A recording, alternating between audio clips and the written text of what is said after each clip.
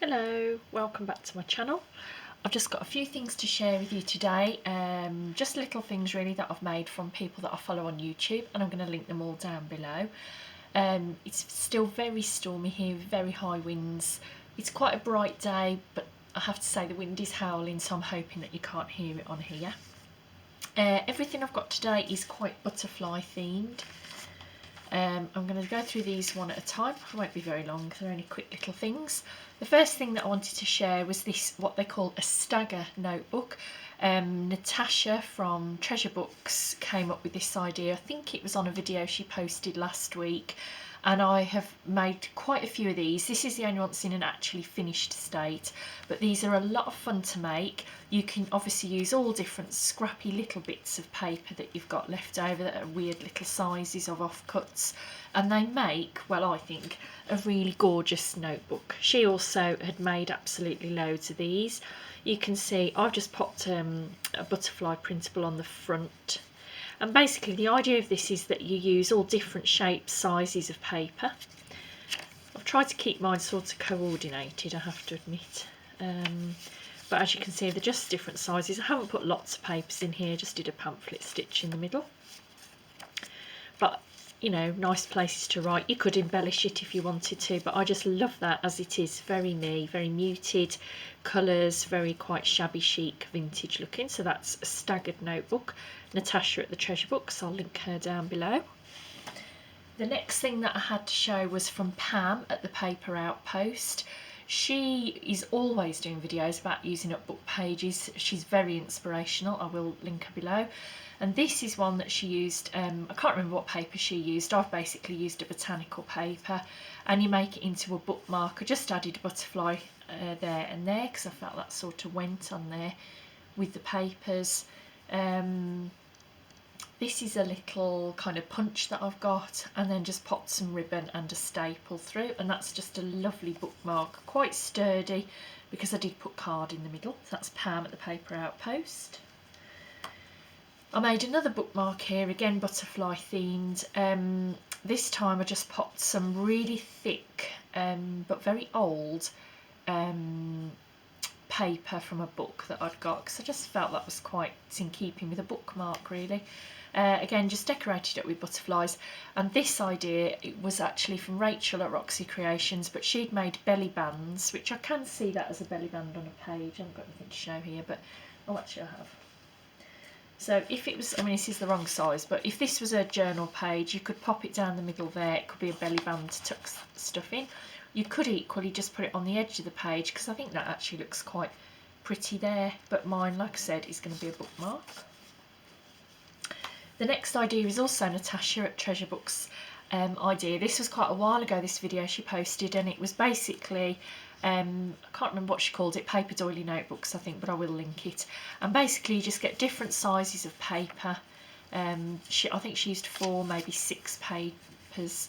Pop your doily on and then just rip them in different sizes around, just ink the edges, and it makes something just a little bit different to go in your journals or as a little standalone notebook. It's really quite sweet, and obviously I've just stitched that on the sewing machine, so I really like that idea. I'm a bit annoyed because my sewing went off. I don't know why it did, and then obviously it went where it should have done, but I've decided I'll overlook that. I have quite a saying, well it's not my saying, but it's something I do believe, wobby sobby, which means, you know, it is what it is really, and it was real, and you know, I did my best, but I am a bit annoyed it went slightly off the crease there.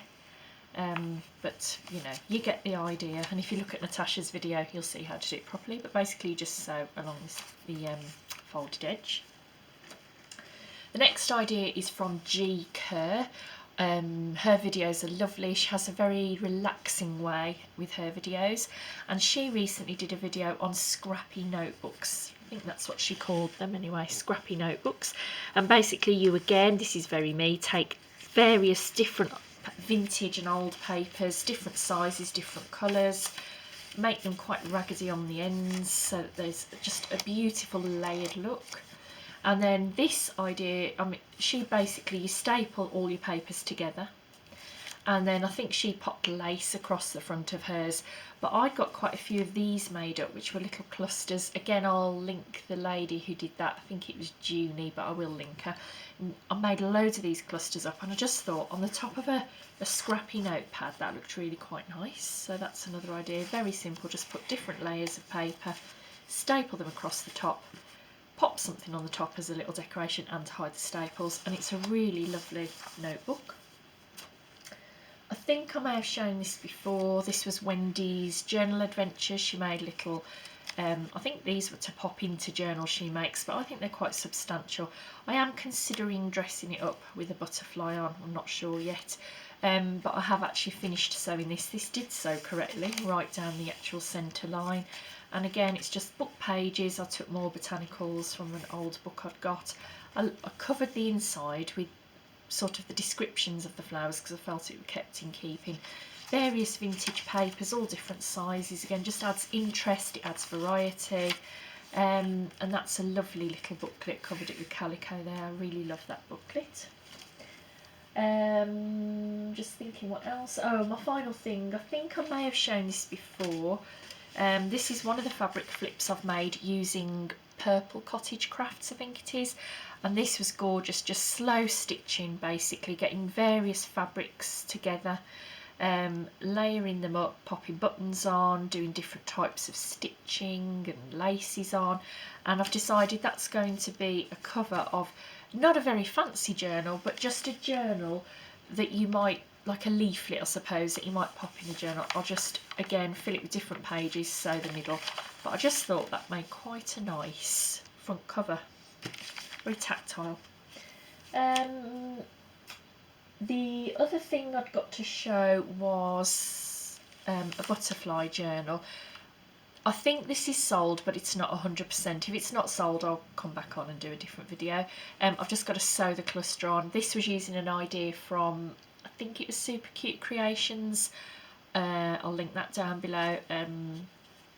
This is an idea from Lorry Girl on the Ridge, using Amazon packaging, which just, oh, is very tactile, very feely. I've just got to glue that on, but you can imagine that, can't you? And I sewed around it on the sewing machine. And this again is butterfly themed, so I've decorated this up rather than botanicals. Everything's a kind of, well, butterfly theme. Page edges, tabs, little clusters, printouts, a bit of stenciling, not a lot but just a little bit. This was actually from some wallpaper sample that I'd got, and I've just been cutting out the little butterflies. Another little paper ribbon there with just some decoration on. So I've really enjoyed that. If it is for sale, I will come back and do another video. But that's all the things I wanted to share for today. I will, like I said, link them all down below, all the people that I had inspiration from. And I hope that it gives you a bit of inspiration, and obviously you'll be able to go and look at the original videos where I got the ideas from. So thank you to all my new subscribers and my old subscribers, and thanks for stopping by. Bye bye.